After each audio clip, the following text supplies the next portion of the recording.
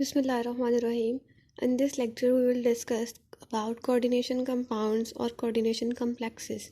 Coming towards the definition of coordination complex consists of a central atom surrounded by a number of ligands. As we have discussed in our previous lecture, that ligand is the atom or an element that donate electron pair to the central atom transition metal that is deficient of electrons. इसका क्या मतलब है कि coordination complex जो है वो किस किस चीज़ पर मुश्तमिल होता है। एक उसमें होता है हमारे पास सेंट्रल एटम जो है वो मेटल होता है, ट्रांजिशन मेटल होता है, ठीक है। और ट्रांजिशन मेटल्स के पास क्या है, 3 इलेक्ट्रॉन्स होते हैं आउटर मोस्ट शेल में, और उन्हें बाकी शेल कंप्लीट करने के लिए मज़ीद इलेक्ट्रॉन्स की ज़रूरत होती है। तो हम कहते हैं कि वो इलेक्ट्रॉन डेफिशिएंट होते हैं और इलेक्ट्रॉन्स एक्सेप्ट करते हैं, ठीक है। तो वो लेविस एसिड की तरह एक्ट करते हैं। तो सेंट्रल एटम क्या है हमारे पास, transition metal. Coordination complex consist of central atom क्या है, ट्रांजिशन मेटल। देन है कि central atom that is surrounded by number of molecules और ions known as ligands. Ligands क्या होते हैं, लेविस बेसिस, जिनके पास इलेक्ट्रॉन्स ज़्यादा होते हैं, जो इलेक्ट्रॉन डोनेट करते हैं और कोऑर्डिनेशन कॉम्प्लेक्स बनाते हैं, ठीक है।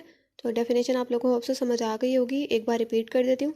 Coordination complex consist of central atom surrounded by number of ligands. Central atom जो है वो ट्रांजिशन मेटल है और लिगेंड जो है वो लिविस बेस है, जो कि इलेक्ट्रॉन्स डोनेट करती है। नेक्स्ट हमारे पास है, ये कुछ स्ट्रक्चर्स दिखाए गए हैं कि कोऑर्डिनेशन कंपाउंड या कोऑर्डिनेशन कम्प्लेक्सेस जो होते हैं वो इस तरह के होते हैं।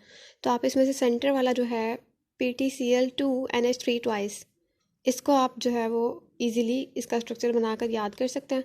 उसके बाद है कि coordination compounds contain coordinate covalent bond form by the reaction of metal ion with group of anions और पोलर मॉलिक्यूल्स। तो इसमें क्या है कि कोऑर्डिनेशन कंपाउंड्स में क्या होता है कि कोऑर्डिनेट कोवेलेंट बॉन्ड होता है, ठीक है। Coordinate covalent bond metal ions जो होते हैं ये इलेक्ट्रॉन्स के एक्सेप्टर्स होते हैं, जबकि एनाइंस जो हैं वो इलेक्ट्रॉन के डोनेटर्स होते हैं। तो मतलब इलेक्ट्रॉन डोनेटर्स और इलेक्ट्रॉन एक्सेप्टर्स के दरमियान जो है वो रिएक्शन होता है और कोऑर्डिनेट कोवेलेंट बॉन्ड बनता है। इसको इजी वे में हम ये कह सकते हैं कि कोऑर्डिनेट कोवेलेंट बॉन्ड तब बनता है जब कोवेलेंट बॉन्ड जो है कोऑर्डिनेट कोवेलेंट बॉन्ड तब बनता है जब बॉन्ड बनाने के लिए हमें 2 इलेक्ट्रॉन्स की ज़रूरत होती है और वो दोनों इलेक्ट्रॉन्स कोई एक ही एटम दे। अगर दोनों एटम्स एक एक इलेक्ट्रॉन देंगे तो सिंपल कोवेलेंट बॉन्ड बनेगा, और अगर दोनों इलेक्ट्रॉन्स जो हैं वो एक ही एटम देगा तो कोऑर्डिनेट कोवेलेंट बॉन्ड बनेगा, ठीक है। नेक्स्ट हमारे पास है लिगेंड। जैसे मैंने आप लोग को पहले बताया है कि लिगेंड क्या होता है, तो अब दोबारा मैं यही रिपीट कर रही हूँ कि वो आयंस या मॉलिक्यूल्स जो मेटल कम्प्लेक्स आयन को सराउंड करते हैं, ठीक है। मतलब मेटल सेंट्रल एटम था पीछे वाला जो हमने पढ़ा, उसको जो सराउंड करते हैं उनको हम लिगेंड्स कहते हैं। और लिगेंड्स के पास लाजमी है कि उनके पास अनशेयर्ड पेयर ऑफ इलेक्ट्रॉन्स पड़े हुए होते हैं, वो जो डोनेट करते हैं।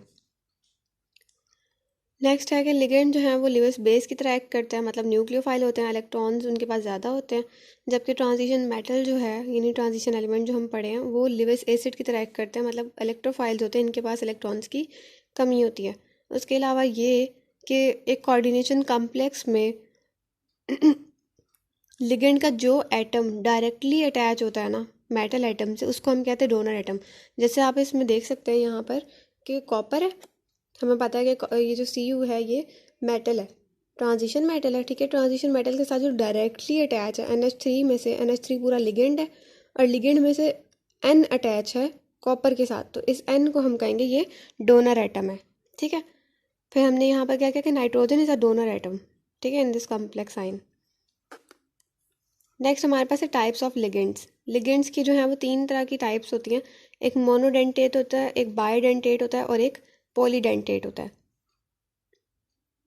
तो मोनोडेंटेट जो है ये वो लिगेंड होता है जिसके पास एक इलेक्ट्रॉन पेयर हो।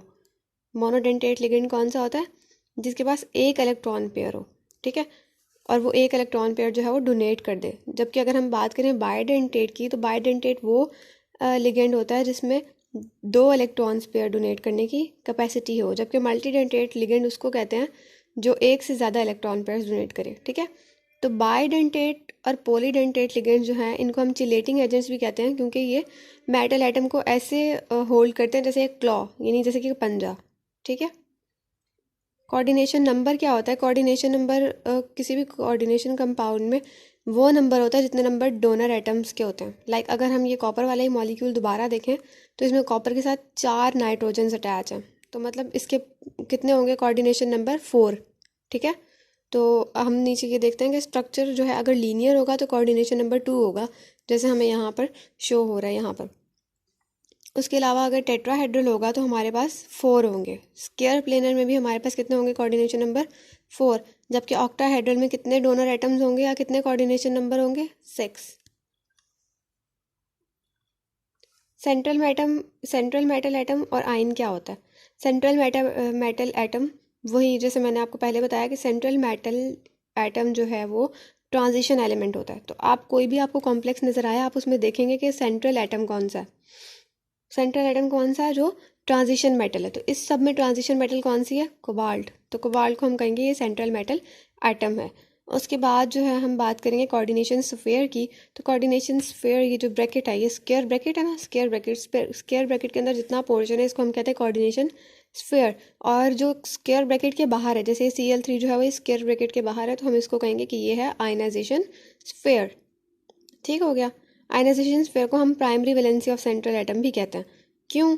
क्योंकि ये सेंट्रल एटम जो है मतलब मेटल एटम जो है इसकी प्राइमरी वैलेंसी होती है।